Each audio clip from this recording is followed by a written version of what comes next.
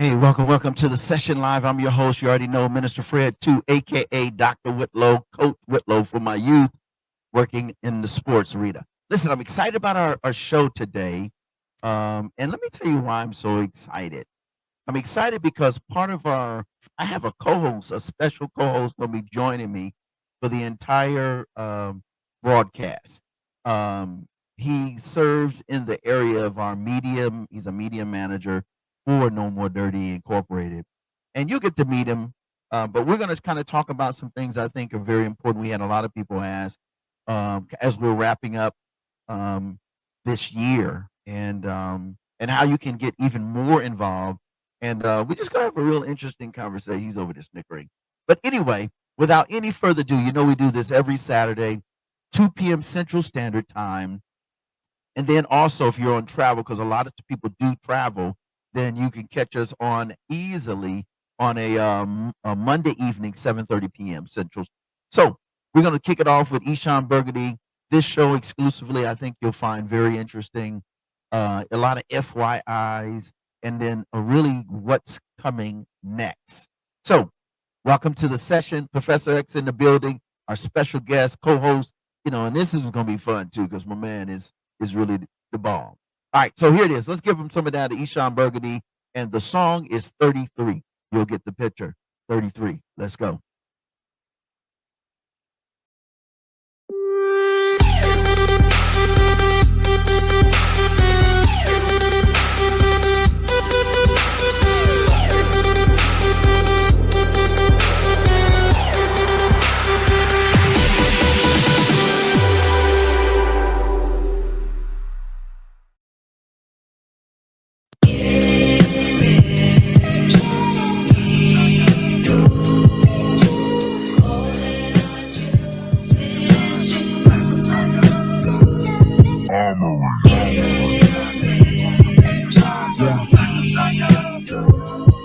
Hallelujah.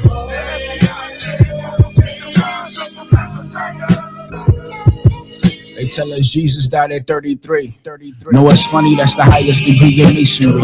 They put subliminals in the word to confound the reader. That's why we need the Holy Spirit to interpret things. The lion pen of the scribes handle the scriptures falsely. Jeremiah 8:8, deception is costly. Yahusha Hamashiach, son of the living God.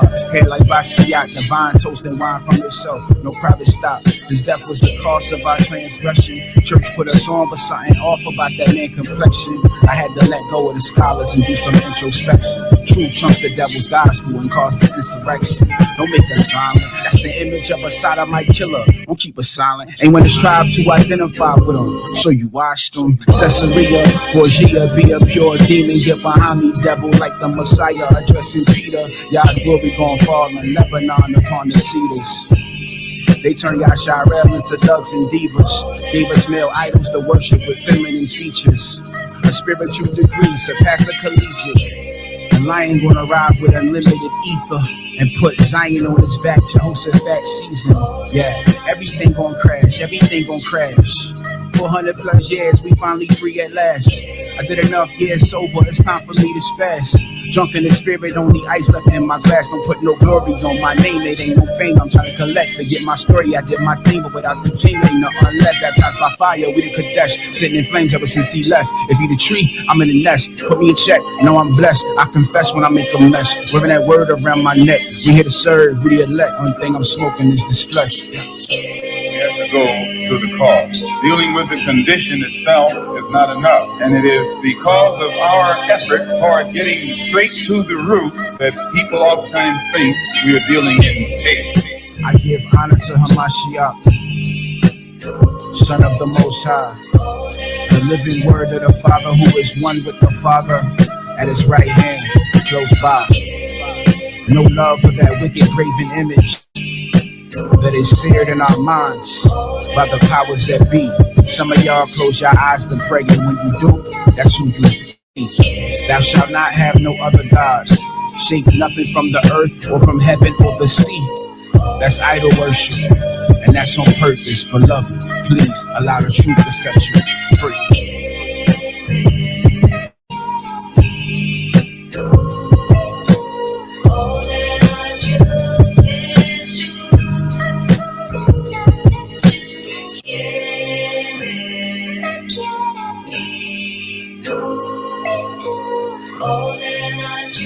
Hey,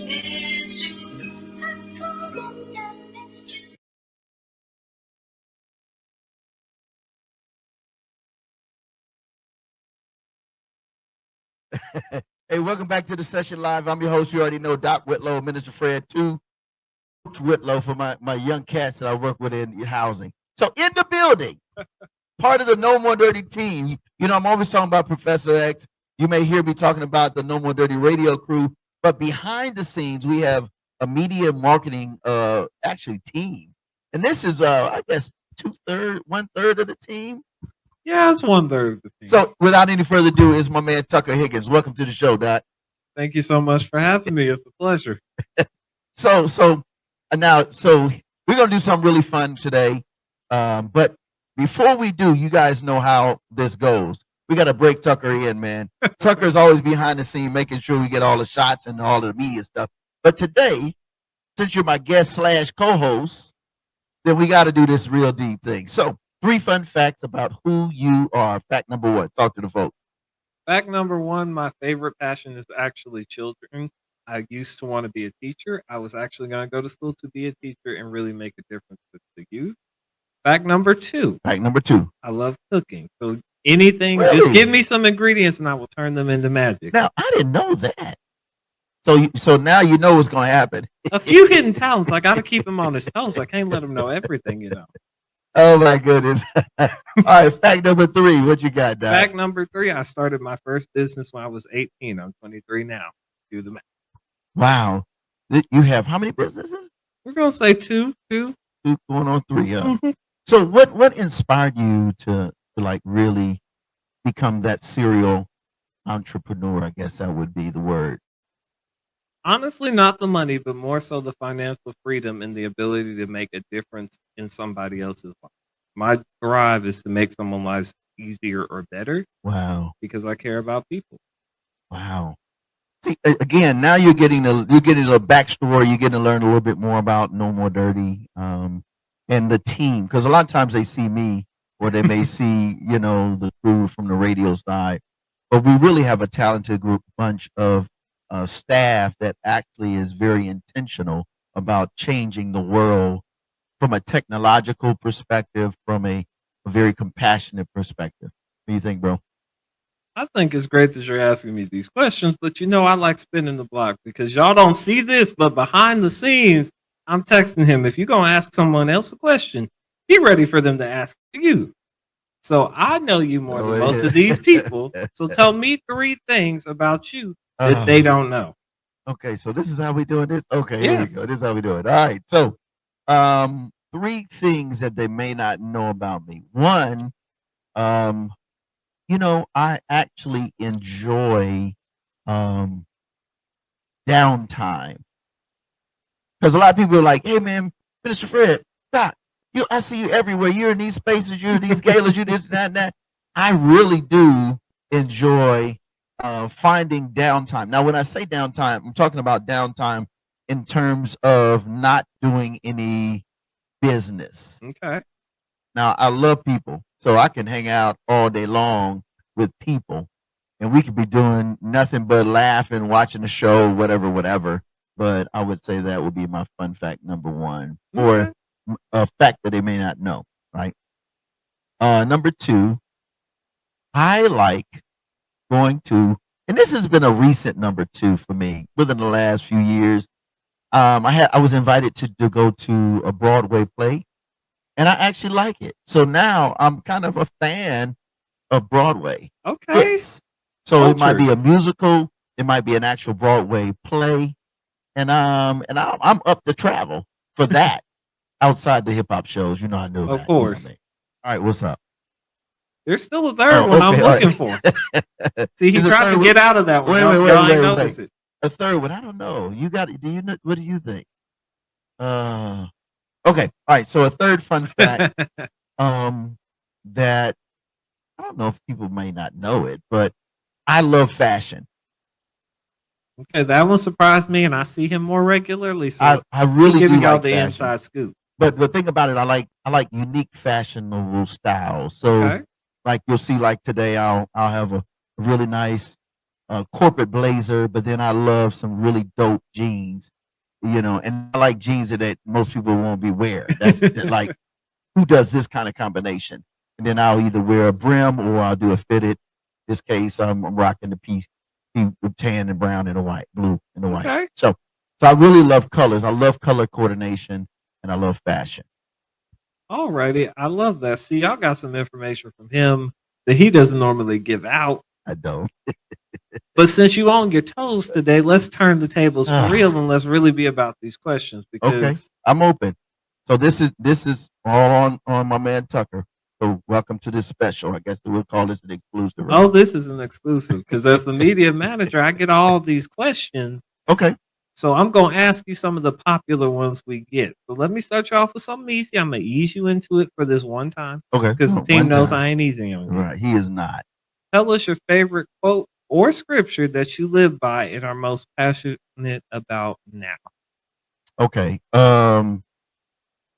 A favorite quote now that I really like is, and it's a scripture, but I see it as a quote, and I'll explain. Okay. I like the scripture that says, "Nothing is impossible to him or her that believeth." Now, that is a scripture, obviously, but for me, that scripture, I see it as more a montage, a quote of how to live and thrive. So it's not just get in the bag. It's not just being able to say I've accomplished something. It's really, if I can really conceptualize it, if I can believe that it can be done, then I'm going to put 100,000% energy in it, and then everybody around me is going to feel that energy to the point that let's try it. Okay. So that's a scripture and a quote that I would say that was most recent. And then the other one is, of course, I'm a new creature in Christ. Old things are passed away. That's encouraging to me that even though I struggled with things, and most people don't know I struggled with addiction. People didn't know that I've struggled with things that are internal, and I saw God deliver me, and it drives me, passionate wise, now to see people transformed. Does that make sense? So, like, to be delivered, to get help, to get resolved, to be a new person, a new Fred, and now to have all these accolades when people don't really know that I was that dude that didn't like school, was in this space, was addicted to these things, didn't believe I could get out of it, but it was because of someone pouring into me to make me actually conceptualize or even think, well, maybe I can be better. Maybe I can do better. Maybe I can thrive. I just don't know. Maybe I'll go ahead and get a degree. Maybe, and the maybe became, I'll try. And I'll try became, okay, I'm going to do it. And I'll do it became, push through it. And then next thing you know, everybody's like, man, I'm so proud of you, Fred. And I'm like, wow, if they only knew, Tucker, if they only knew what that looked like. I think that's amazing. I think it's great that you're able to talk about it because so many people see folks like yourself in the spotlight and they think they've never been through anything, but they don't realize just how much you can go through, but how you can let those situations, no matter how good or bad, not define what you're capable of. Pat, you're right. So do you want me to go to a song now or you want to? So, Okay, so yeah, this is in the media. This is how this goes. I'm like, we go through at point 1, point 2, point 3, and then he's like, okay, next. So anyway, we're gonna go to this next song. It's actually Professor, why don't you cue up a song that, and since we're talking about my journey, I guess, so to speak, there's a song that I wrote or penned with a good friend of mine, Sunday Postman, and it was really kind of one of the first songs in my journey since Hurricane Katrina, where I wrote something that was not just straight hip hop. It was more of a postmodern crossover kind of vibe. And it's called I'm Still Here. And it was because at one point I didn't think I was going to be here. I didn't think I could get out of the rut I was in. And so shout out to my man, Sunday Postman, and then also Glenda Burrell, who did the hook on it. Here it is. I think you'll love it. It's a really dope song, and it kind of speaks to a little bit about my mission and who I am. So here it is. I'm still here.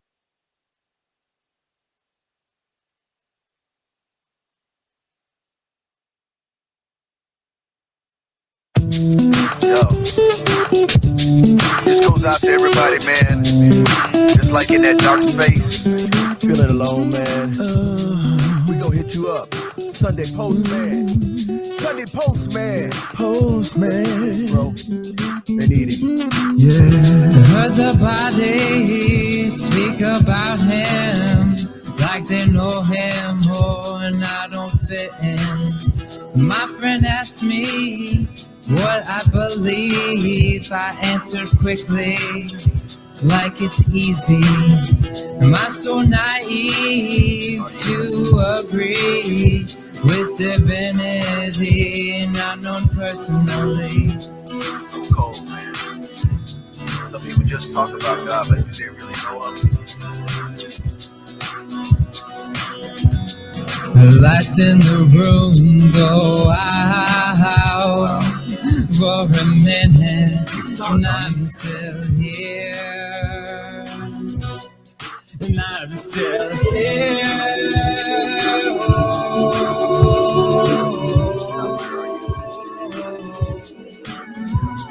Yeah. Let me share. Appreciate it, Postman. Well, when you rack with pain, unwarranted spaces, crazy lanes, here's the deal. Know that the light will come when you boldly speak and call his name. Yeshua. For me, it was Katrina B. But he said to me, yo, I love you. I understand it's a different normal, but I'm still here. When I was young, boy, you're a loved son. Now I wonder what I have become. World full of cathedrals, not aiming for mass appeal. Just something I feel is real. As the hymn goes, people will know they are Christians by their love. Real love. Never noticed before the ominous tone, as if the phrase was a bad joke. The lights in the room go out. Doesn't matter how dark it is. For a minute, I'm still here. Yeah. And I'm still here. Thank you, God. Someone needs you right now. Yeah. You're never too far. Saying never too far. Yo. The lights in the room go out. It's okay. For a minute, and I'm still here. He's And I'm still here. Give him your heart. It's tough. God, I ask that you would bless them. Save them.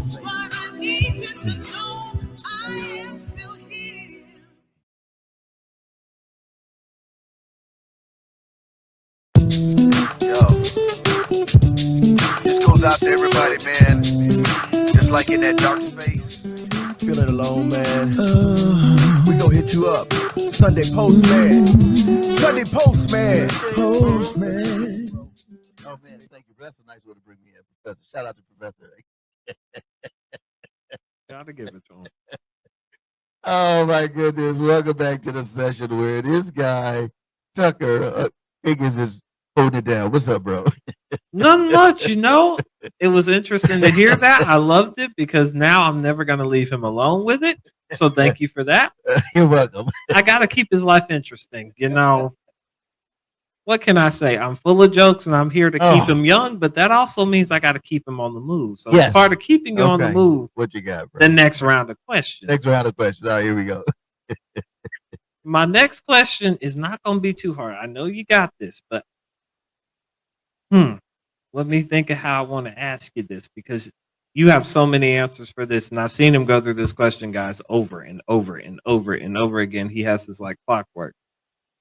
So tell us about NMD Inc., who you are, and what sets you apart. All right. Something I have never said before.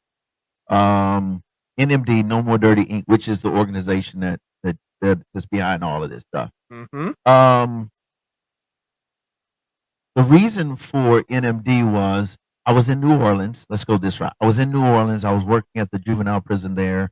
I was working um, under the warden at the time for the state of Louisiana, but they had a warden at the facility. Okay. And then there was a chaplain, which is interesting because I came in and I just rapped for one of their Sunday services. Chaplain, as chapel said, "Hey, we heard you rap. We saw you on the stage in New Orleans. Blah blah blah." So I went, did that. Got a call, said, "Can you come back?" Those cats hired me to develop curriculums that was clean. Okay. So I created a curriculum that was no more dirty. Because I was reading New Orleans, everybody's riding in the dirty South.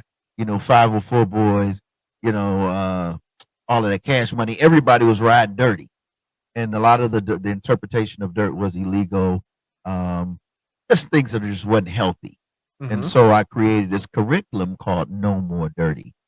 And so we did everything from math, STEM, economics, business, how to get the bag that was legal, not dirty, um, and so on and so on. And then after Hurricane Katrina, when I ended up moving back here after going through that deep experience, God inspired me to name the nonprofit No More Dirty. And the theme is transforming lives for life. Because all of these people that I was dealing with, including my past, was dirty. But you see somebody clean, always on point. How? How do we get from dirt to a clean brother or sister? How? And so that was really in a nutshell without being taking it too long. It was just one of those things where I just wanted to help people be clean and be their best self. Because I was trying to do the same thing for my own personal life and for people I serve, especially in the very toughest situations, locked up, molested, violated. The folk that nobody really want to help, they just will do this two things. They'll pray for you and just cut a check, but don't fool with you. So I was like, we're going to fool with the ones nobody want to fool with, which is what Jesus did in that sense. But we couldn't do that in state.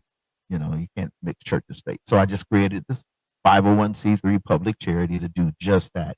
Change lives, help people see their greatest potential and become their best self. Okay, that was an amazing answer because it really gave some depth to just your mission and what is going on. Yeah. Because so many people ask that question and it's hard to give an answer, not because you don't know what it is, but because it touches so many lives in so many different ways. So, when you came up with this nonprofit, what did that look like to you at first? So this is funny. Okay, that's a good question. That's a really good question. Professor, he just asking, he's a Gen Z. So he asks questions, but millennials don't ask. Most time I get these millennial questions, and it's like, you can kind of slide. So to answer your question, what did NMD look like? It really looked like bringing. Oh man, that's a good question. So when I first started with No More Dirty, it was we're gonna get a building in the cut, the roughest neighborhood, and we're gonna open up a clean club, and we're gonna talk life. Okay. That was how all of this started, because I was in the jail, and we had to talk life in a way that they can understand it, and not be like, man, I ain't trying to hear that, because that wasn't their world. Nobody graduated. Nobody did this. Everybody was in the street. Everybody was doing that. And so No More Dirty was really a space, a safe space where anybody could pull up or be in a space, whether you coming out of lockup or not. No judgment, even though life and the monstrosities of life was already beating you up. And then we would turn up, have a good time, celebrate, encourage each other. And that's really how it started, because I was like, you know what? We need to stop beating people up. We need to just say, hey, man, you can do better. What do you want to do with your life? Man, I just want to get out of jail. Okay, what else do you want to do once you get out? Man, I would love to have a business. Okay, let's talk about it. And we began to build that thing out. And it became initiatives and programs of No More Dirty versus let's create a program and see if it fits. No, we created everything around the people instead of creating a program and asking people to fit it. That didn't work. That was not our process. I absolutely love that because you said it at the end and you really hit the nail on the head because a lot of these programs create something based off of data, off of statistics. And there's off nothing of wrong guess. with that. Absolutely, because it still touches a market, but to be in a position where you're actually on the ground in some of these communities, like you said, where people don't really want to go to or don't really want attention to because there's a stigma or there's this or that, or in some reasons they might be scared or feared, as if these are not other people. Correct. Correct. And I think at the end of the day, from just a human perspective, we are all human beings striving to be our best and do our best with the time given. From a spiritual perspective, we are God ordained for success. The Bible says, Joshua 1:6-8, that he will give us good success if we keep his commands, follow in his ways, do these particular principles. So, but in life, you have so many choices, and all of them are not cool. That if you go down one choice, one lane, you choose one thing, man, it takes you down so far out the way that you're like, man, I just want to live, man. I just want to stay out the way. Okay, that's cool, but you got to do more than stay out the way to make this Absolutely. money. And I'm talking about legacy money, long term, not just hustle money. And then so that's it, bro. That's really how this thing started and what it looked like. So basically, it would just call us, hey, Fred, man, we love what you did, so and so. Can you do this in our neighborhood? Can you do this in our city? Can you? And it became a movement. No More Dirty is a movement packaged in a nonprofit public charity. I love that. With that being said, music is a big backbone of who we are. It's always involved in whatever we do, and that's what makes it so fun.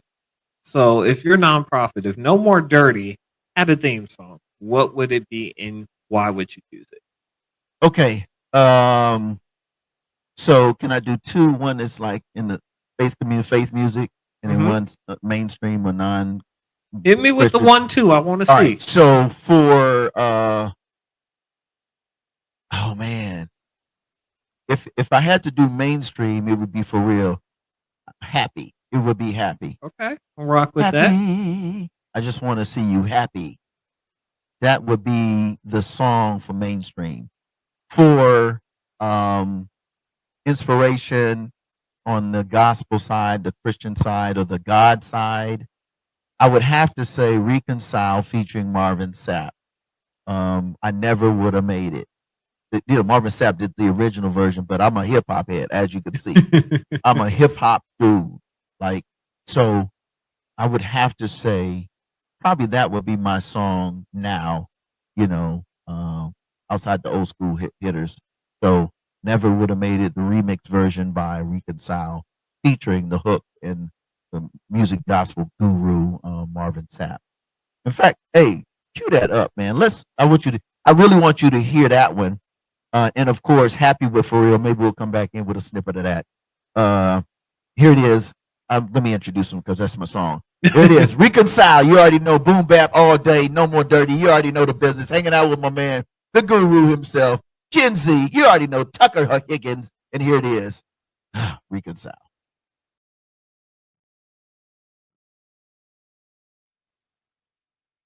Never would have made it.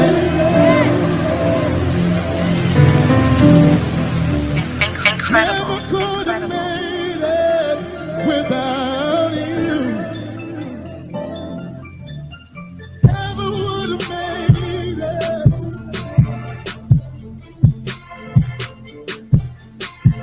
Never could have made it without you. Trailer parks, projects, black Chevy sitting high, gold teeth, black teeth, switches blowing in the sky. You don't work hard, you don't meet, you don't grind, you don't shine.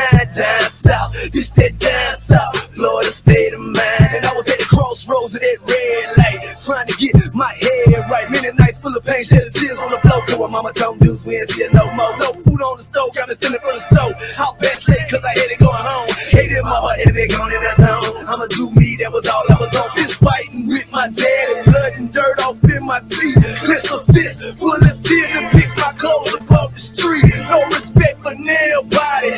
16 years old and I ain't killed by myself, but Lord, you chose to die for my soul and I Never would have made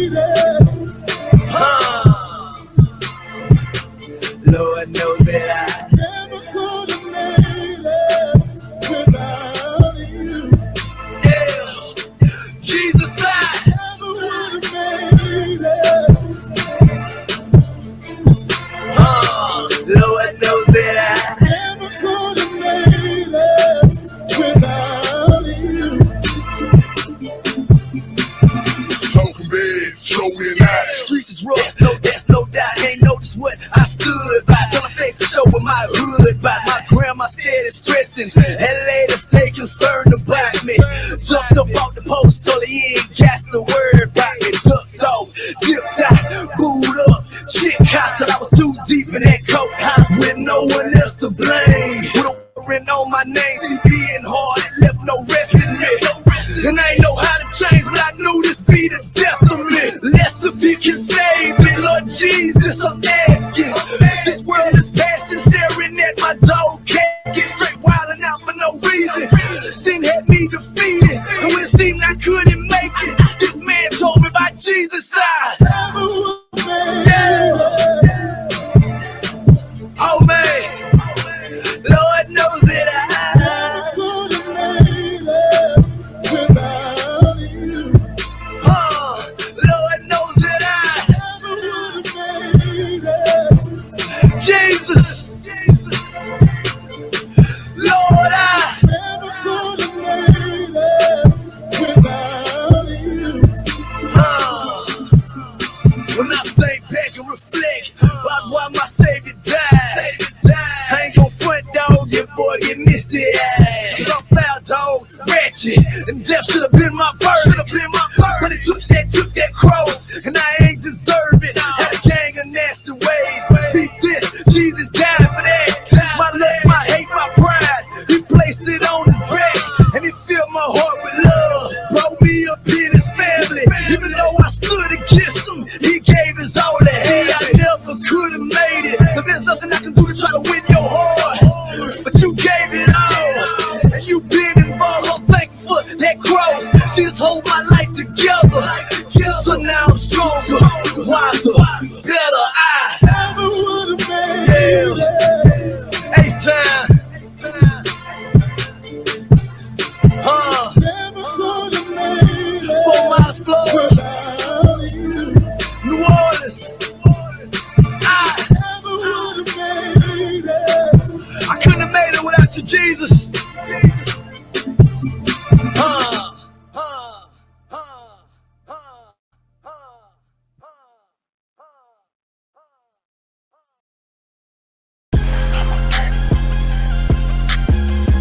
No More Dirty TV show, hosted by Minister Fred 2, airing the cleanest and dopest music videos in the industry every Wednesday and Friday at 7:30 p.m. Central Standard Time on the No More Dirty Inc. YouTube channel. We got clean, positive Christian hip hop and urban music for your viewing and listening pleasure. We also have music video exclusives, interviews, ciphers, life lessons, and more. Make sure to follow us at Minister Fred 2, at No More Dirty Inc., and at No More Dirty Radio Show. For more information, email us at info@nomoredirty.org or call 256-698-9749. The No More Dirty TV show. Connect with us. Tune in.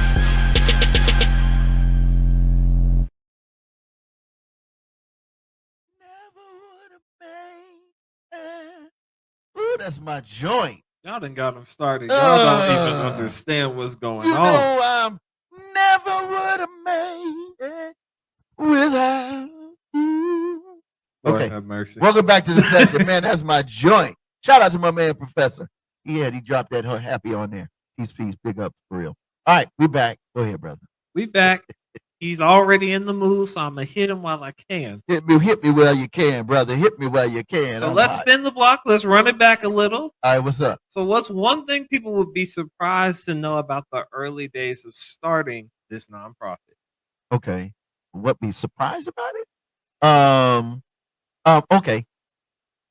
One thing I think people were really surprised is that people didn't gravitate to doing inner city work.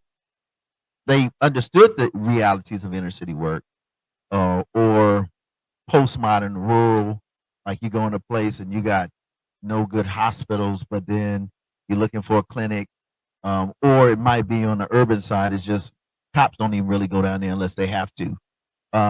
So people were surprised. Why would you want to do this kind of work? Period. That was one of the biggest questions. Like, and surprisingly, I'll tell you, for me, I was so passionate about it. I literally dropped out of school and I was in ministry school, and I was in school doing ministry music and marketing, like what you do. And I loved it. But when I started going out on the weekends and just trying to help people doing outreach, man, I got so addicted to that. And I would go back even to the community and be like, why are we not helping these folks? Or I would go to the church and be like, yo, I think we should do this. And they'd be like, okay, well, we'll pray about it and have meetings. I'm like, we can pray and meet all day long, but if we not meeting this need, these streets are gonna be rough, you know. So and then I was young cat, like, and then I was like, I ain't cut my words. I was like, yo, you bugging. You just straight bugging, you know. So surprise, that was me. I was that dude. If we say we love people, why don't we go get it done? And as I began to become more involved, I just left traditional pieces, traditional community, traditional church, traditional or the mainstream programs that were already established that weren't meeting the need. And I said, I go out there in the thick of it, dope boys, pimps, chicks on the corner, the whole nine. And I was known as that dude, you know. And they knew I loved God, but they were like, man, why you the only one coming out here? There was a church on the corner and there was a liquor store. There was a, adult film company, whatever Right. there. And then over here you would have a daycare with kids. So you got all these elements in a neighborhood or rural. You would have one of them adult playstations, whatever, and then you would have a school district right next to it. And it'd be like, yo, this is crazy. You're inviting violence, violation, this, and that. So I was that guy that as a young person, I was an advocate. And so a lot of people didn't like it. But I was like, I don't care what you don't like. I'm about to shout it to the top of my lungs, and then I'm gonna grab all my homies and we're gonna fight this stuff, literally.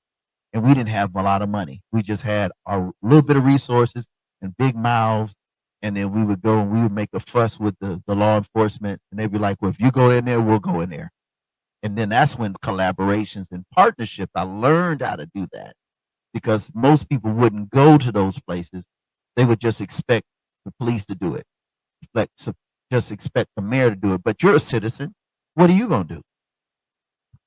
It's all about being the change instead of waiting for it. Absolutely. And I love seeing that come into play with you because definitely there wasn't trails created before you started doing something like Right. this. So you said, none of these paths are going to where I'm going. Time to make one. There it is. There it is.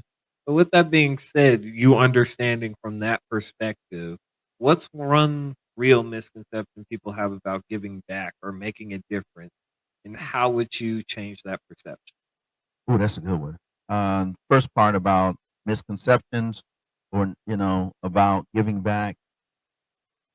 Sometimes people stereotypes or either because we just don't know, we think that giving back is going to take away from what we have. That's a deep one. That is so far from the truth. It's just not. I'll give you an example. So right now we're doing a year-end drive. Our goal is $5,000. We want about 400 people to donate $25.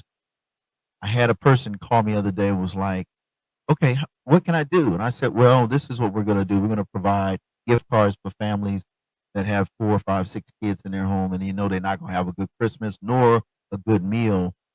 And we want to outfit them with that. We want to do some art packets, some this and that. So in the conversation, it came up with, how do we know they're going to use it for the right reason? So I said, let me ask you a question. And they said, okay, what do you think, Doc Whitlow? I said, here's the thing. What if they chose not to do it? Is that on you? That's a good That one. person got so quiet and was like, huh. I said, no, I'm not saying that we're just going to toss money in the wind. What I'm saying is the give back for the holiday season is that important because imagine that person is genuine. Then you got God's grace. First of all, we have $25 to give somebody. We will go blow $25 on a meal at a local restaurant for lunch. So it's not like we don't have it. It's how we use our funds to be a blessing to others. And it's not going to take away because I'm going to spend that 25 on something. on a game for my kid, my nephew, my niece. Those games are $25, $40, $50 anyway for one game. But $25 can outfit somebody with a Christmas gift that lives in poverty. $25 can make a world of a difference. So what is 400 people giving $25? That ain't nothing. You're gonna blow $100 just getting a shirt and a shirt probably and some cufflinks if you're a bruh.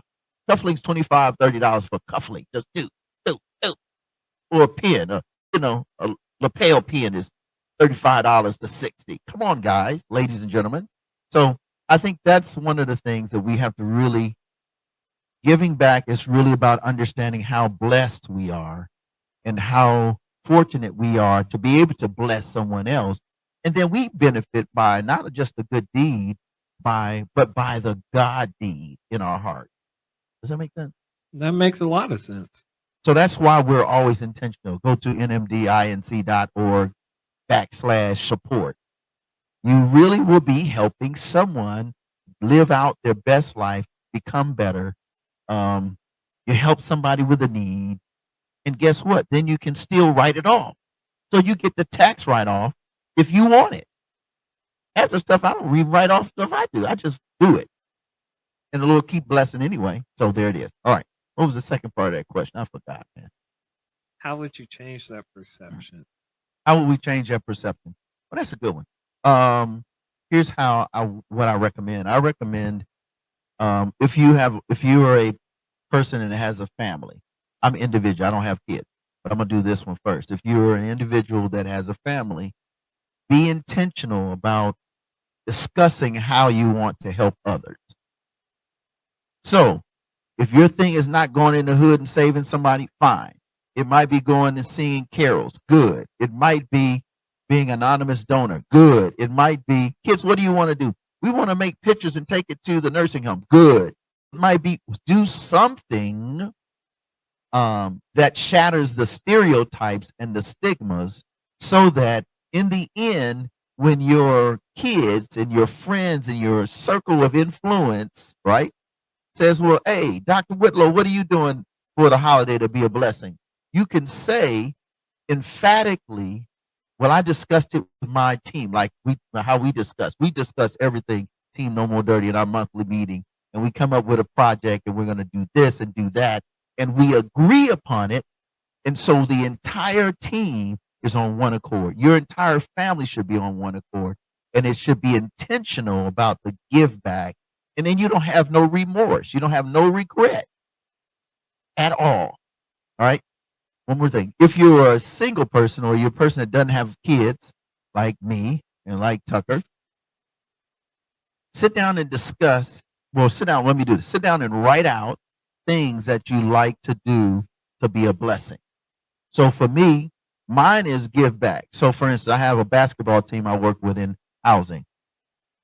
The holiday is coming, right? Okay. And we're going to be off. But the day after Christmas, I'm going to take my kids to see a movie. We have practice for a tournament coming up. Now, I'm off from the job, but I will still be at practice because they're going to be like, Coach Whitlow, we're going to practice after Christmas. I don't want to be there. I do not want to be there. But I will be there for 2 hours. I will be there for 2 hours, and I'm going to do it on a day that works best for all 20, 25 of my boys.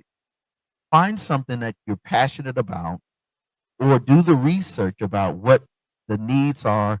Pray about it, and then you as the individual do it. Man, it's so rewarding. I love my job. I love my job, not for the paperwork at all. I love my job because I get to be able to do things for kids and family, period. When I stop doing that, I'm out of my job. I will personally say, thank you for my time. I'll take my retirement and move on. But until that time, that's why I think we have to really be intentional. And it's what better to do it is during a season of giving so that when it's out of the season of giving, we still give. Okay, I love that answer. I'm loving what he's giving me, guys, because I've been asking for these answers for a little while. Hint, hint, nudge, nudge. And we finally got him. I guess he said this is going to be your Christmas gift, but as long as I got him. But you mentioned mentoring and being the coach for these kids when it comes to basketball. And I know they're all fairly young. So let's think back into their perspective. Let me put you back in their Okay. mind. If you could And send I'm gonna let them watch this show because you're taking us here. Go ahead. if you could send one message to your 16-year-old self about starting this nonprofit, what would it be? Now think of the let Oh me my say this gosh. nicely, the Christianly Look at it. good version. Bruh. Go ahead, man. Think of the good 16-year-old, the one that just got out of the church, the one that that Whatever, man. It could be good, bad, ugly, whatever. All right. What would I say to my 16-year-old self? Ooh, that's a tough one. And I know we're on timer, so we can't take forever. I would say to the 16-year-old Frederick, and this year that's a good question because I graduated early and I didn't like school. So I would say to my 16-year-old self, because I did drop out, and I had a 3.8 GPA. And you go figure. I went to college and then I was like a mechanical engineer, and I was like, I don't like school. I hate school. So here's what I would say to my 16-year-old self or any 16, 17-year-old person. You don't have to like everything to get it done. If you don't do it, you will regret what you could have done. Hear me. I think about if I would have went on and finished and not stepped away and took years to come back, and it took me longer to get to this seat to do these good things. But if I would have finished earlier, first of all, you start out in engineering. If that's what you wanted to do at 70, 80,000, cost of living is 65, 67 minimum in pretty much any city to live. So I would start out at age 16, 17, 21, making $80,000 to $100,000. You're not going to do that as a dropout unless you're doing something illegal or you're working around the clock for someone else doing a hustle. You're still not going to get it that way unless you find yourself in some other space. So I think that's what I would tell myself, because now I'm going back and I'm getting all these education. I got my education, blah, blah, blah. And when I went back just to get my undergrad, it opened a world of doors because they could say, you finished what you started. So the second thing, the two things would be that, you don't have to like it, just get it done. And secondly, if you finish what you start, people will hire you, bring you on the team because you're a finisher and not a starter only. Those two. I love it. I absolutely love that. Wow. I want to do a song. Let's switch up a song, Professor. You made me go down the thought process. Mr. Johnson, who is an amazing, dope Christian hip hop artist, MC, life. This dude came from all kind of back to life, man. Grew up in the church, got into drugs, did everything under the sun. And he has a song he just put out called The Hardest, man, this is it, the hardest fight of his life. When you're a young person, young adult, and even adult, and you're trying to make decisions to change, it's usually the hardest part of your life is what you do with your choice. This song is gonna sop up everything we just talked about. Shout out to the Tucker too, man. This cat is brilliant. Man, appreciate you. Here it is. You already know the business. Mr. Johnson, Professor, let's put him on. The hardest fight of my life. Think about it.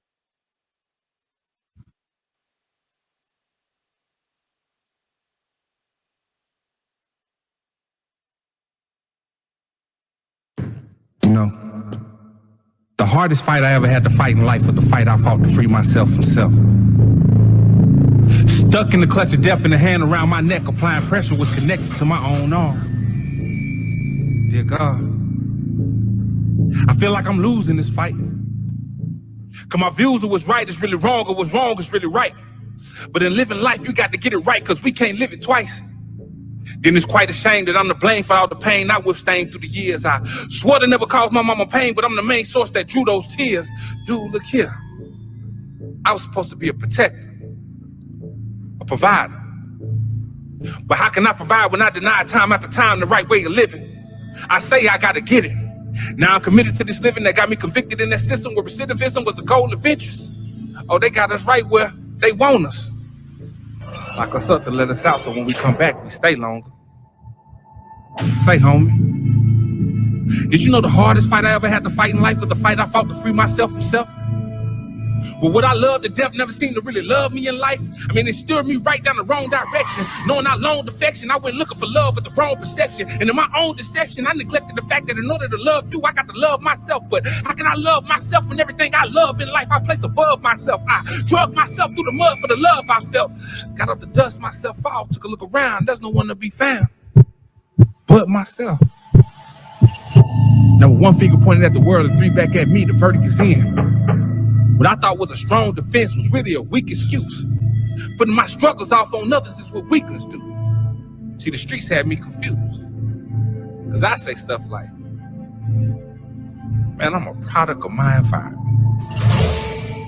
You see, I heard somebody else say that, so I started to believe it. Because when I heard it, it changed the way that I perceived it. Oh, I'm less fortunate. I should be street.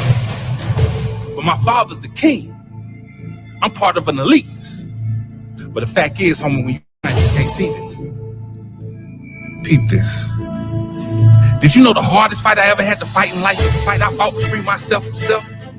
But no longer would I let something else determine the way that I'm living. When I'm the captain of this ship of decisions, it can only drive where it's driven. Listen, my vision became so clearer when I realized the guy behind my demise lies within my own mirror. My lack of success was due to unsuccessful logic. You see? Because I can say that I'll be straight if I get off this shape. But all it takes is one mistake to coming off the fate. It was a big mistake to think a gamble was a strategic play. So when I'm confused by what to do, I hit my knees to pray. Because hey, the hardest fight I ever had to fight in life was the fight I fought to free myself from self. Because the fight of my life was the fight for my life. And I be fighting right into my death. Yeah.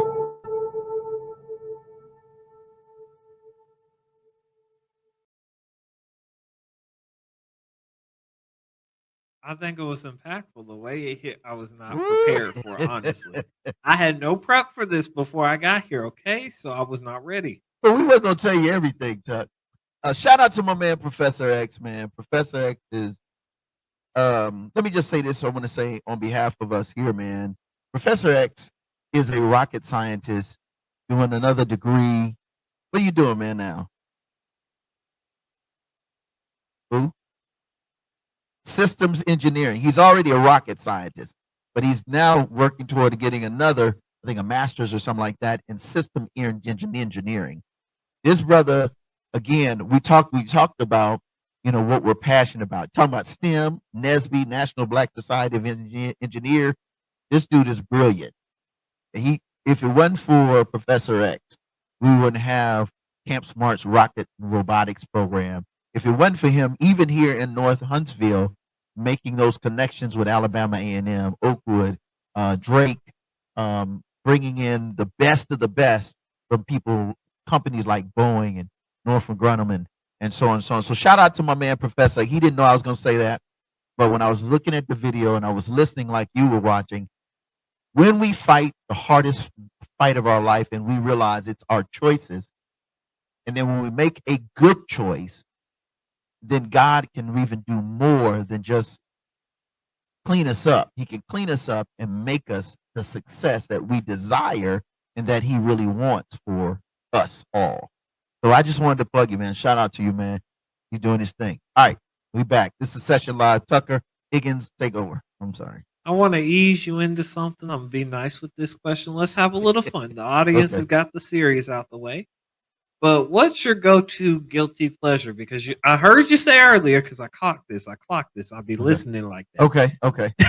That you like to have a nice break, have your peace. Correct. What's your go-to snack during that time? All right, so my go-to snack, and I got an activity too. Can I share that one? Go for it. All right. So my go-to snack, this is really it. I have to work out because of these two things. Mike and Ike's. When I go out, I'll go by the discount store. I won't call the store. And I get me 2 packs I did. I said that discount because I'm frugal. So I go there and I get the Mike and Ike original. That's one box of candy, Right. and then I get the one that's tropical. I don't like the sword, the sweet sour. I don't like that. So that's like my go-to. And then I like mesquite barbecue chips. They're the sweet ones, and I like Golden Flake specific. I'm not talking about the other. No shade to anybody else, but mine is GF. I just shaded them, didn't I? Mhm. Okay. So yeah, that's what's up. That's what I like. Them two right there, and then sitting back and I'm watching a good movie. And my pastime is to go to the movie, the big screen. I don't want to. Now I got a nice little setup at the house where I got, all of that. But I love going to the movies on my downtime. Okay. You will see me be like, "Oh, is this Dr. Wood?" Yep, I'm gonna be right there watching the latest. Every time a good movie come out, there it is. Oh, you're right. Yes, the Snickers. Now the Snickers is just what I have to stay on 100,000. Uh-huh. But it's right. Snickers, Mike and I. This dude right here. You know me, Professor. Snickers, Mike and Ike, and some mesquite barbecue chips. Them three right there. Oh my God. Yo, that you can just send that to me as my Christmas gift. 5045 Memorial Parkway North West, Suite B, Huntsville, Alabama 35810. Don't do that. If you do that, you're taking them home. That's all I'm taking them home. I'm taking them home, baby. I'm taking them home. Mm-mm. Yeah, that's my pastime, Doc. That's my pastime. Okay. Okay. Oh man. I'm glad to see you got some Yeah. comfort in your life. You got your food. He that's didn't my have to comfort. call you out about them Snickers, but I ain't mad at it. Hey, that's what's up. And then I got to go work out because every time I got to look right in my suits because got to fight the gut situation. So, but I get it in. Look at that boy. That boy Tone. He Tone, baby. All right. Help him, Jesus. All right. The next question I'm gonna get down deep. This shouldn't have you thinking too hard right Okay. now. What's one thing you've done recently to give back to your community that made you smile? Oh, oh man. One thing I've done to give back recently this year. I think it would be for me. It would be the festival, Okay. and not just doing the good. We do a good annual good music and arts festival. I think because we started that during the pandemic when people were like, "Man, we got to get out. My kids is driving me crazy." But this year was so fun because this was our fourth year doing it, and it was so great to see families. When I see families smiling, and I see the street coming out, and I see suburban life, rural come out, and you got almost 4,000 people in the park, and it's free. All this music, you got food trucks, you got man, and people are like, "Yo, Mr. Whitlow, Coach, my kids can walk from downtown from public housing directly to the park. No problem, no violence, no partnerships everywhere." That right there, I think it would have to be the annual Good Music and Arts Festival. This one specifically because we were able to give more. I mean, we gave out. Shout out to Redstone and some of the other ones, our bigger sponsors for that. We were able to give out a little less than 2,000 grab bags with resources and all kind of goody stuff for free. In addition to the festival and rocking on the city stage and all that. So I would say probably the Good Music and Arts Festival was like, but that was one for me for the book this year. Okay. Now I'm gonna hit you with a big thing that he doesn't talk about, even though he should talk about, but we're gonna make him talk about it. And I think you know where I'm going. But what was the most impactful thing about receiving the Presidential Lifetime Community Award? Okay. Oh man. Okay, what was the most impactful what? What was the most impactful? What really hit you when you got told you have received that? Because that's not a regular run of the mill. Here you go, a little bash like they give Okay. kids in the scouts. Yeah, so being recognized and receiving the the Joe Biden Presidential Lifetime Achievement Award, that man, that was a moment for me.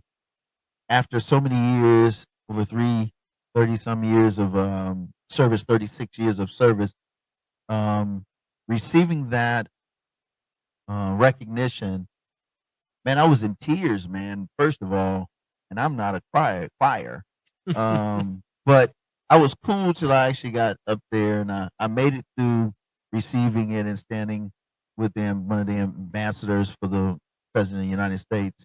Um, that moment made me realize that all the things that we've done through No More Dirty, and prior to that, through Strictly Jesus music, the hip hop, the outreach, the this, the that. In that moment, it finally made sense that this is what was my purpose, my God given purpose. And all the naysayers, you can't rap for Jesus, you can't, why you going in them hoods, why you taking that job when you could be making this job, this money doing this, or it was a lot of people that was not for this type of work that you all now recognize as No More Dirty Inc. or the No More Dirty movement. But it just made me think, man, the Bible says, Jesus said, you will be despised and persecuted for doing good. And so in that moment, for the White House to recognize the good and the good work that God had blessed me to glorify the Father and our nation and our people, man, it changed my life, man. I wasn't expect, like you said, I was not expecting it. I didn't know it was coming until later. When it first happened, I thought it was a prank, somebody calling me on an unpublished line. I'm like, who is this? You're tripping. So I think for me, it just is motivation to continue to do more.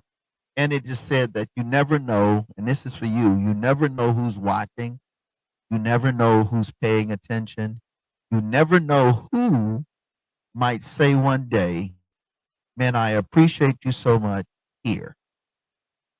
Not because they have to, but because they choose to.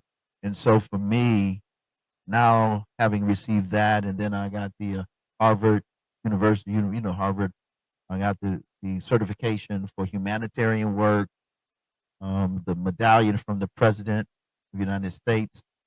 I don't know if you have the pictures, man, and you want to show it, but we'll add it in here. But just those kind of things, it just encourages me to continue to do what's right and what's the Bible says, do what's right as unto the Lord and not man. Man benefits by your good. Your kids benefit by you being mannerable, being a gentleman, and queens, and being the beautiful, sexy, and saved person you are. It gives and encourages us in life to be our best version of ourselves. So that's a great question. I definitely wasn't expecting that one, but kudos to you for that, and kudos to our President Joe Biden and his cabinet for selecting me along with 30 other, because it's about 25 to 30 people that get it every year. So I was selected out of that and then to get an honorary doctorate in addition to that was bananas. All right. So now coming off of that high, still keeping in touch with those emotions, what's one song, movie, book, quote, thing in general that inspires you to keep going? All right. So I think I would have to do this one. This is one of my moments. I would have to do a Professor Shaft. Shaft. Old school Shaft. You walk in with that black leather and they'd be like, who's the man? So I would have to say, yo, that's an old school one. My dad put me on that back in the day. So I would say movie would have to be Shaft. What else? Song, I would have to say another Christian hip hop artist, Dante from Hog Mob. I want to play that one too. Cue that one up. It's called 100. Keeping it 100. So I would say in terms of songs, it would be now my life is dedicated to whatever I do. I'm gonna keep it 100, and I always say I'm gonna keep it 100,000, because whatever we do it to the best of your ability. Whatsoever is pure, true, just, kind, loving, of good report, kind. Think on these things and do it. That's Philippians 4:8. You can't get to the I can do all things if you're not kind, just, pure, loving, compassionate, honorable. You can't get to that verse 13 if you wilding out and doing stuff and you ain't choosing verse 8 of Philippians 4:8. So I would say, yeah, that would be the song. Would definitely be Dante of Hog Mob. Those cats came straight out the street, and he says, "I'm gonna still keep it 100, and I'm gonna keep my brims. I'm gonna keep my fitted. I love my jeans. I love my, but then I know how to dress up and put on a gala and put a bow tie on and yes, sir, and speak the English language and then the neighborhood language. So I think we can be all things, all men, and keep it 100 and still be honorable and still do those things that are most advantageous to our community, our government, our society, and most importantly to our neighborhood and to God, kingdom and community. Oh, there it is, man. That's the honorary doctorate degree. Oh man, appreciate you on that, man. Shout out to um, Lady Ambassador President Sharon J. Brown and her institute, the School of Champions of Theologians and the Theological Institute, for being a blessing to myself. And I'm going to say shout out to two other individuals, Dr. Tony and Lita Jones. They also received an honorary doctorate. And yeah, that was a moment for all three of us. And of course, the Presidential Lifetime Achievement Award, which was super dope. Yeah, I think that answers your question. Let's go to one more song. Can we go to a song? Of course. Let's do 100. Let's do 100 by Hog Mog, and then we got to do the wrap up, man. On what's up? Oh yeah. Oh, that's the letter from President Biden. We got the medallion too. You had that one too, Professor. If you have that one, if not, we can show that on the back end, and also the actual plaque. I mean, the actual award. But without any further ado, here it is. Keep it 100. You already know the business. Let's go. There it is. Yes, sir. Yes, sir. That's official, folks. I'm gonna put that on. I'm gonna frame that thing too. We'll be right back.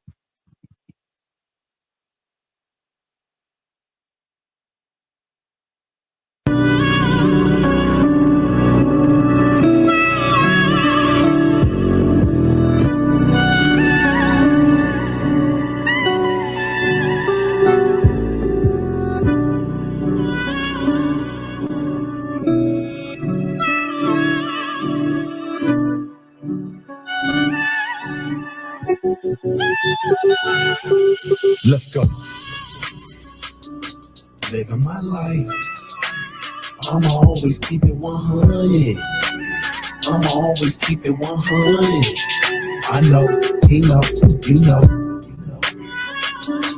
Living my life.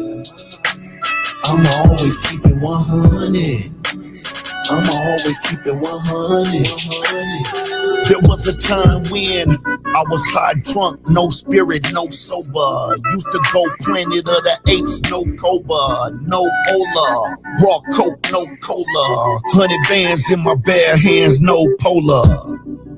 I keep it 100, bro. Used to be a wanted man, now I got a wanted flow. Keys to success go to whoever wanted more. They say can't tell me the truth, they don't really want it though. Catch me at a church with 100 folks, hog mob deep, rolling like 100 folks. Used to flip packs, run it up like a number hole. Used to make the pot hot and chill like a summer cold. Now I push the rock like I'm running dope. I hit up the Lord, my connect when I'm running low. Gotta pray to my God above for the running souls. Gotta stay on my daily walk to give the youngest hope. Living my life. I'ma always keep it 100. I'ma always keep it 100. I know, he know, you know. Living my life. I'ma always keep it 100. I'ma always keep it 100. There was a time when all I did was sell pure coke, no filler. Black strap with a silverback, gorilla, no squiller. Big fofo killer, faux skrilla, 4-time dope dealer. Yeah, I kept it 100, bruh. Crippin', it was going down. Flipping, I was coming up. Drove past the workers in the trap where they run it up. Hit they big homie with the pack, then I sum it up. Saw my life flash like my numbers up. Then the Holy Spirit banged my line like you dumb or what? God been looking at you whole time and the sun is up. Don't be standing on the other side when he's running up. So I stopped the hate I had coming up. Put the work down, dropping weight like a summer gut. Gotta pray, I see all the signs and don't wonder what. Gotta pray for those with hit records like a summer cut. Living my life. I'ma always keep it 100. I'ma always keep it 100. I know, he know, you know. Living my life. I'ma always keep it 100. I'ma always keep it 100. I know, he know, you know, you know, you know, you know. The No More Dirty TV show, hosted by Minister Fred 2, airing the cleanest and dopest music videos in the industry every Wednesday and Friday at 7:30 p.m. Central Standard Time on the No More Dirty Inc. YouTube channel. We got clean, positive Christian hip hop and urban music for your viewing and listening pleasure. We also have music video exclusives, interviews, cyclists, life lessons, and more. Make sure to follow us at Minister Fred 2, at No More Dirty Inc., and at No More Dirty Radio Show. For more information, email us at info@nomoredirty.org or call 256-698-9749. The No More Dirty TV Show. Connect with us, tune in.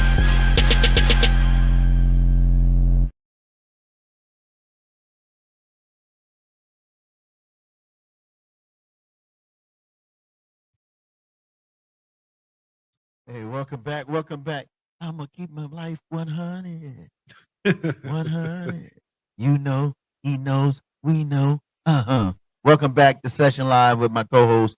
Taking over the show is Tucker Higgins. What's up, bro? Nothing much. I'm just helping him out here. He hasn't even let me. I went off the script a little trying to throw him. Yeah, you did. It didn't quite work like I thought it would, but he Nah. did respond well, so we're going to be happy for him. Salute to you. All right, so this is the wrap up. What you got? Any more questions? And I got a special guest I wanted to introduce too. I'm so glad you asked because I always have questions for him, and now I get to ask. So, And get away with it. I was going to ask anyway, but this is a two-part question. So, I what probably kind will. of legacy do you want your nonprofit to leave behind in the next 10 years? Next 10 years, the legacy, what will we want to leave? I would say an indelible imprint of good that is undisputed. Okay. What do I mean by that? The good that the Lord has blessed us to do through it, we're gonna do it 100-fold. So that includes doing things more intentional. That means we're gonna go in deeper and darker communities, not just in the country of America, but abroad. One of the big things, definitely, I would say, legacy is going to look like within the next 5 years, an official campus, No More Dirty, full campus, 15, 20,000 square feet facility, where we'll be able to do all these really great things. Kids can come in wherever they are and their families, and we're really going to address those needs that kind of fall through the cracks. So I would say if you're looking to do something on that level, we need to talk. Serious business. And then in terms of legacy, in terms of education, we want to see 100% of our kids successful. Thus far, we've been able to do that with our Camp Smart initiative. All the kids we've been doing Camp Smart for 5 years now, going on 6 next year. And of every kid that we've had in our program, they have completed high school. Most of them have graduated from college or university. We have some that are like juniors now. So within the span of 5 years, most of our high schoolers are now graduated seniors from colleges, and they're working in their field of expertise and doing well. In fact, some of them make more money than I do. You're talking, listen, 18, 19, 20, 21. And they're making it as much as I make and more. So kudos to the Camp Smart program in terms of legacy as it relates to the Greatness Project. Going forward, we will be taking these programs. We have a program called the Greatness, helping young men and women that have been in juvenile detention centers, coming from juvenile prison, because I have a heart for that. Because if we can deter If we can change a trajectory of a 13, 14, 15, 16, 17-year-old, that's middle school to high school, right? Yeah. 10 to 12 is middle school. But if we can change a trajectory through Camp Smart, and then if they get in trouble and they already have a record and they're already messing up, we have the Greatness Project because we believe every kid is great, helping them find their greatness, transposing that into a platform of success, infusing life skills, infusing etiquette, decorum, spiritual growth, personal development. A kid with a record as a juvenile, when by the time they are finished to our program, they're going to be not only a productive citizen, but a thriving citizen by the time they get to 19, 20, 21. And depending on the state, juvenile, adult, juvenile, that you can chime out of juvenile detention or as a juvenile either at 18, 19, 20, and 21. Some states go all the way to 21. You're still considered a juvenile. Not many anymore. So these are some of the things in terms of legacy, in terms of education. We want the Campus No More Dirty to be the most creative unit site. We're partnering with some amazing people already, NACI, others that are already on deck. But we're going to be the go-to for the streets and for the rural areas. Real talk. A one-stop shop for transformation as a youth, young adult, and adult. So legacy in terms of that is Campus No More Dirty. In terms of the media, music, No More Dirty Radio, TV, No More Dirty, the talk show like here, the session. Our goal is for young people and for adults alike to become proficient in speaking and communicating what they believe and also in their talent. So we're taking the studio. This studio will be transformed to a full-fledged production platform for kids and for families. We're going to do all clean entertainment from clean comedy. We've already started this, but this will be the hub for it. And eventually, when we open up this mega campus, it will have its own facility to do just that. So legacy looks big and better because transforming lives for life is signature, and this is what we do. Thanks again. If you go to our website, go ahead and throw that up there too, since you said that. Our website is www.nmdinc, no more dirty ink.org.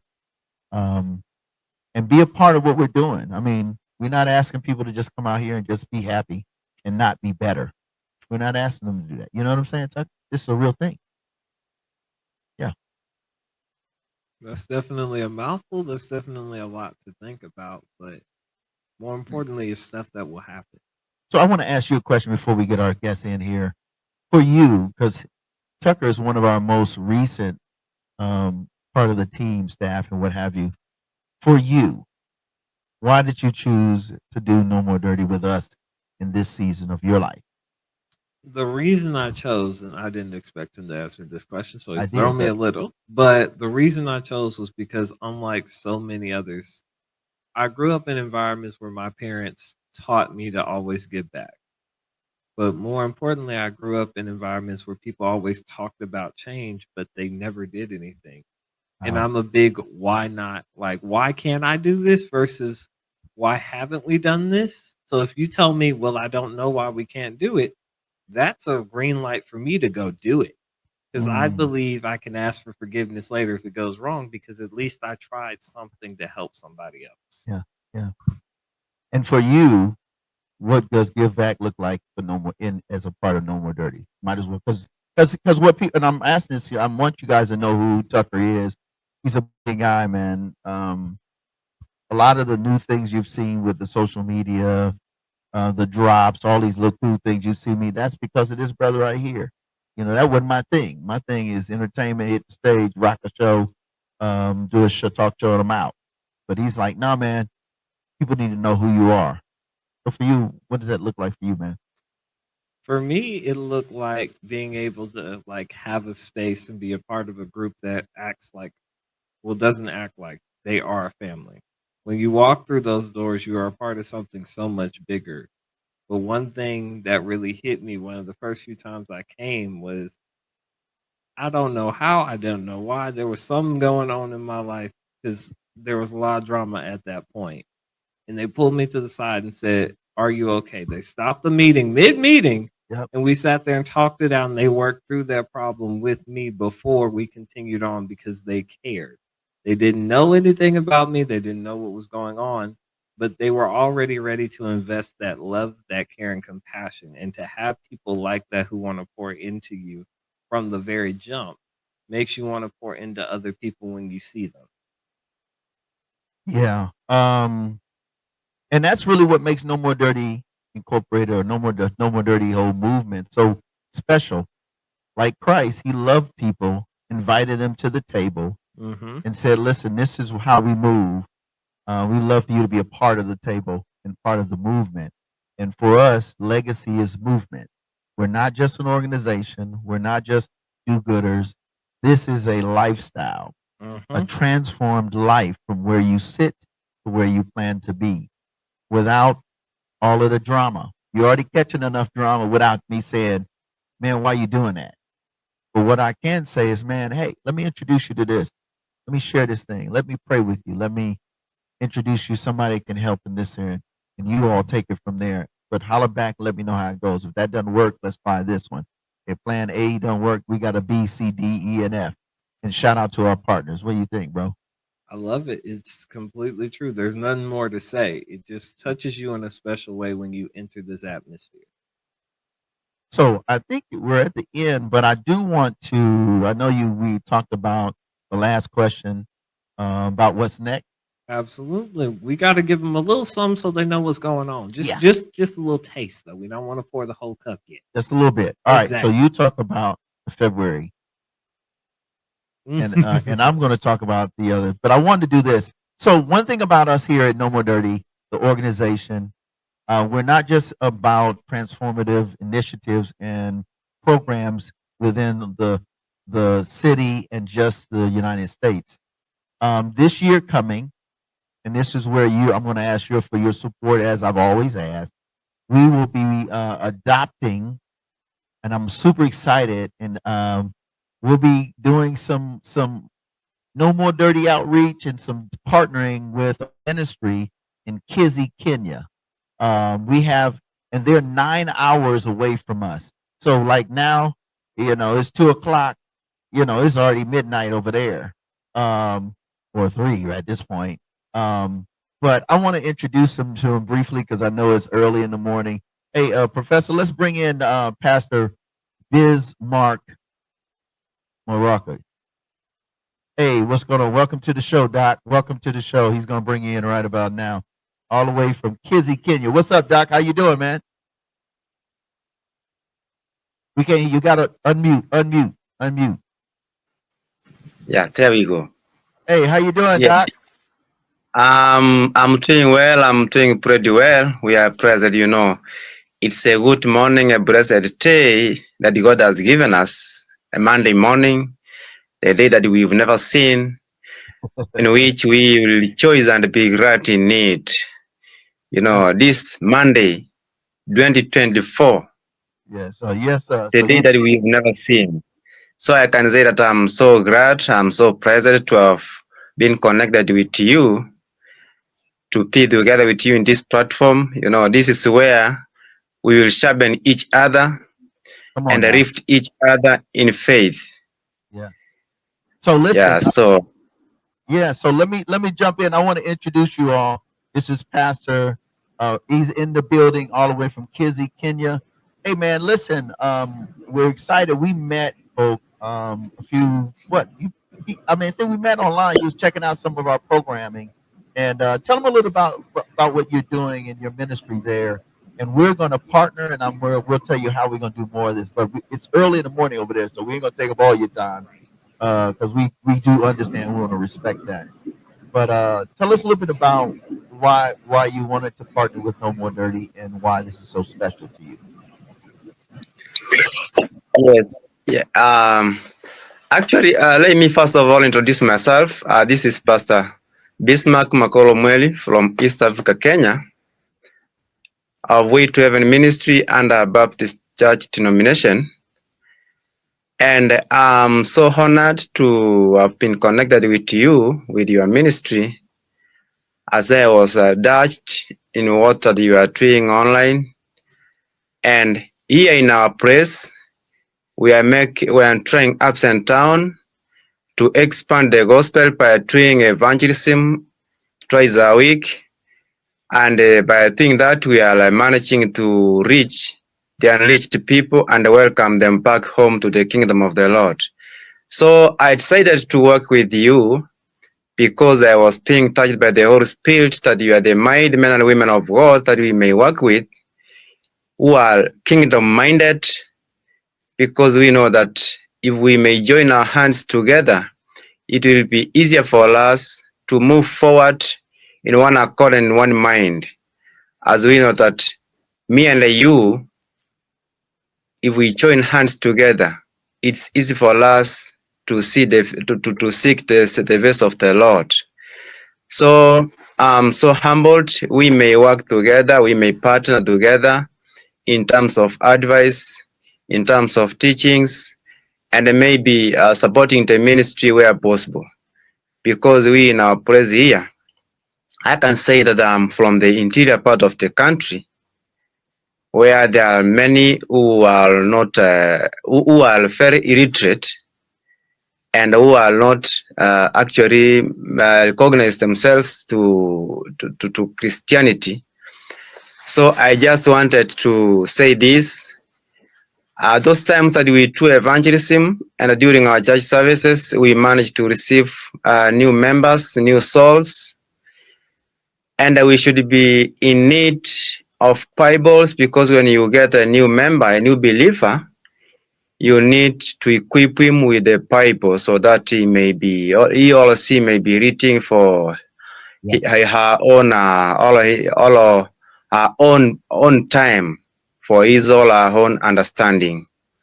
So I'm so glad to have connected with your ministry, and I can feel that there will be more and more blessings on the way coming in our lives, because God has above us as to why we were connected.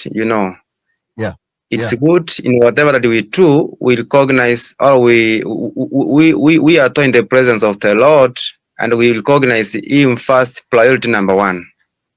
Yeah. And you know, the other thing, folk, and I just wanted to just you ask folks new. So going into this new era, we are going to work toward helping outfit them with Bibles in their native language, and then also get them lessons. Some of the kids, and what I really like about it is like they're already looking at 50, 60 people that they're really serving in that community. It's a rural community. And then when the kids come back, the students come back from college and for school, because they have to go away for school, and they got another 40, 50. So we're going to try and outfit, maybe up to 180 to 100 Bibles, and then also good literature and lessons, so that they can be productive citizens in their community, in their nation. And they can also have that safety so that they can be able to deal with life when life happens. So, Pastor, we want to say thank you, man. I'm grateful for this opportunity to have met you. We're not going to keep you long, but please give our regards from the No More Dirty family and everybody. There's a lot of people watching this, Doc. We're on LinkedIn, we're on Facebook, YouTube, X, you name it. So we're going to do our best, and part of our year-end giving and our annual giving, we're going to include supporting you with those necessary tools. So, like we said before, we'll be talking more about how to do that, and in a very short time, and where to send them. And so, again, folks, this is the kind of stuff that we're about. We're not just about rocking shows and doing this. Rocking shows is just bait to get you to be a better person or help somebody make a world of a difference, man. And shout out to your elder I met just a while back, and to your, and they have a beautiful spot. And we're going to do an exclusive with you at some point, Pastor. We'll do it. We'll just have to do it. Or we'll have to come in at late night to do it, so we can see your beautiful countryside. And it's beautiful, folks. It's beautiful what they're doing, and they got the farmlands and all that kind of stuff. And you have your own building, correct? Already. Yeah. So we're gonna try and bring No More Dirty out that way at some point once we get the stuff, the foundation established. but whatever the needs are in terms of so they can be productive Kenyans, because everybody deserves to be productive citizens, kingdom citizens, and as I always say, it's always about community and kingdom. And so this is our first working abroad, but it will not be our last. So to those that are watching, they're like, man, so what's next? This is part of the next. So again, man, salute, bro. God love you, man. We're gonna let you get back. I Love you know. too. Love you too, man. Blessings and peace. Peace. Okay, okay. Bye bye. Bye bye. So there it is. That's just part of it. And then we got stuff going on locally. We are going to get ready to do something that has never been done, and we'll give you more information. So why don't you tell them about what we got coming up in the first quarter, maybe around February, Black History Month, and all that jazz, bro. We're doing something completely unique. We're doing something that has never been done before. We are setting the standard and we are raising the bar at the same time. Let me tell you, we are actually partnering with the Huntsville Museum of Art to bring forth a special presentation, is what I like to call it. Yes. To give back to our community and show them a new appreciation, not only for the art on display, but also to bring forth some new stuff to capture their attention and give them a place to experience some culture in a safe space. Come on. And we're going to feature local artists, the different varieties of artists. And shout out to Aubrey and the whole team over there at Huntsville Museum of Art. Man, listen, we've got to really kind of step next level, level the bar and take the bar and then raise the bar in diversity and inclusion. Of course, we want to always be equitable in everything we do, but also appreciate culture and ethnicity. Listen, it's a beautiful thing to have different people in one space, and the proceeds are going to be able to bless the Huntsville Museum, and the proceeds are going to be able to bless No More Dirty to do things like what you just seen. We're going to get Bibles. We're going to get coloring books for the kids. We're going to help them do what they're doing and expand their reach, helping their people in Kizzy, Kenya. Then we're going to do some right here in Huntsville. The proceeds are going to help work with our kids in less fortunate situations. We're going to develop this campus, this No More Dirty campus, but it starts with this legacy continuing, So we're going to tell you more about it. I just want to put the plug in. In fact, we're going to have Audrey to come and be our guest, probably the very first of the year. So I need you to mark your calendar for February 6th from 5 to 8 p.m. at the Huntsville Museum of Arts. We'll tell you more about it. So that's kind of what's going on. What do you think, man? I love it. I love culture. I love art. And I love being able to expand that and invite people to an opportunity to appreciate or do something they wouldn't do. Yeah. And so I think we're going to roll out with that. Oh, also, Professor, we're doing our drive, our annual drive. Let me do that one first, and that is $25. Where we want about 400 to 500 people to support that, so that we can get our first shipment of Bibles out. We also want to be able to bless about 15 to 25 families for the holiday. Shout out to Always Available. They're partnering with gift cards for at least 10 kids, but we want to service 25 to 35 kids this holiday. So you can go to our website, nmdinc.org/support. There it is. Put that up there. In fact, why don't you share a little bit about how they can get in touch with you in terms of the media while I get this cord for this. All right. Absolutely. If you want to get in touch with us, you can do the old DM, but I would prefer you email us, go to our website at No More Dirty. I promise you it's under contact. You can send it to our team. We will get back to you as soon as possible. We're always looking for people to partner up with, and we're always looking for people who want to make a difference in this community. I believe that's it, man. Did we cover everything? I think we covered all the bases. He actually answered all the questions. Y'all know how difficult that was to get him to do. To get me to do that stuff. But man, shout out again. Let's give it up for my man Tucker Higgins. You already know the business, our social media guru. And also, we got to also say a special thank you to our entire team. Of course. Man, we got Diane Bryant. We have Juanita Gonzalez. We have the whole team, Professor. We got DJ Scissorhands, Sam Smite, DJ Fanatic in the building. Also, we want to say shout out, big ups to our former Life Lessons cat. We got Dr. Mike Cross in there, and also we got Coach Joe. And we got the whole crew, the Green Room Entertainment. And it's most important, we want to say thank you to you for taking time to tune in every week. Mm-hmm. And we do this every week, Doc. And shout out to my boy, Professor X. So there it is, Give Back every Friday, every Wednesday night. You already know how we do this. It's the No More Dirty TV show. It's 100% clean, family friendly, but we turn all the way up. You can have a party for an hour listening to this show.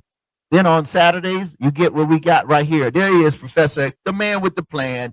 He is the dude that you don't see on the screen, but he's always rocking with me live and well. And our co-host, again, we want to say special graces and thank you to Tucker. And that, so Saturdays at 2, 7:30 p.m. on Mondays, because for a lot of people on travel. And then on Sundays, you already know the business, No More Dirty Radio, 5 p.m. G93. Then we got 6 p.m. We got, oh my goodness. Then we got We Up 103.1. They both have apps, so that means you can enjoy them as well. And then after you get through enjoying the 5 o'clock show that you see on the screen, then we got the 6 o'clock show on We Up 103.1. And then we finale on Mondays worldwide with Ann C. Shout out to her, the whole team at envision-radio.com. Don't forget to plug that one too, Professor. Get that one up on the screen for us. And then, of course, everything we do is really all about making a difference. There it is, We Up. And then you already know Mondays, there it is. You already know, envision-radio.com. So we just want to say thank you, Anchor. You can check us out worldwide on our platform. Go to our website, nmdinc.org. We really want everybody to jump on board. We want about 400 to 500 people. $25, you can write it off. You automatically get the tax write-off, but you'll be able to bless somebody. What do you think, bro? I think it's an amazing opportunity. Man, might as well do it. Listen, we're going to blow it just eating at IHOP or something, man. That's $25, brother, just for a meal. But this will go a little bit longer, blessing somebody. So, again, give back during this holiday season. Again, shout out to Pastor and Pastor Bismarck. Oh, man, thank you so much for allowing us to part with you. We're excited about partnering with you in Kenya. And again, to everyone else, and a salute to all the partners that we partnered with this year. Right? Absolutely. Man, if it wasn't for you, we couldn't do what we do. So let's continue to keep this thing alive and have a fantastic day, evening, and a fantastic holiday season. And then a wonderful New Year's. And we're going to have a great turn up in the New Year's. This is it. You already know your host, Minister Fred 2, Doc Whitlow, Coach Whitlow for the Young Cats, and my co-host, Tucker Higgins. You already know, the best and the baddest. The best and the baddest. Really, let's take them out. Hey, let's take them out with my song, These Are They. These are they that came out of great trials and tribs. We all going through something, but we made it, and we're going to do our best and live our best life, because we and you and they are no more dirty. We'll see you next time.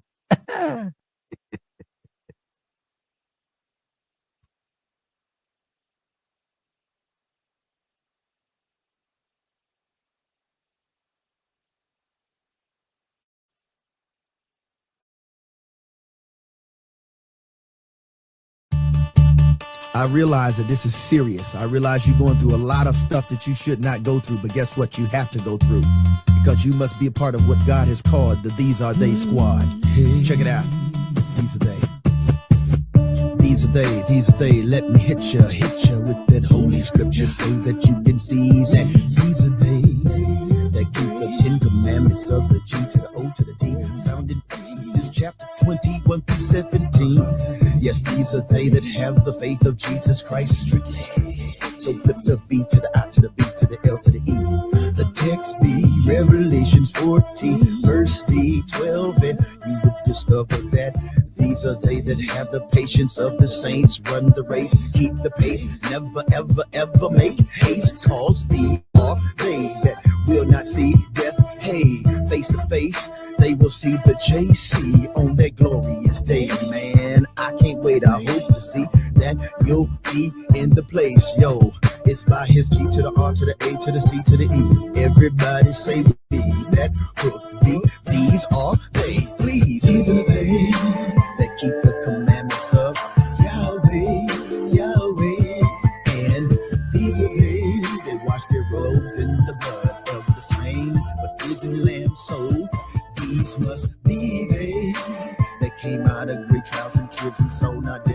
but endure to the second coming of JC.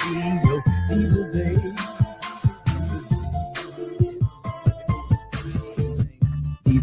These are they that stood on the Mount of Zion next to the Lamb of Yahweh.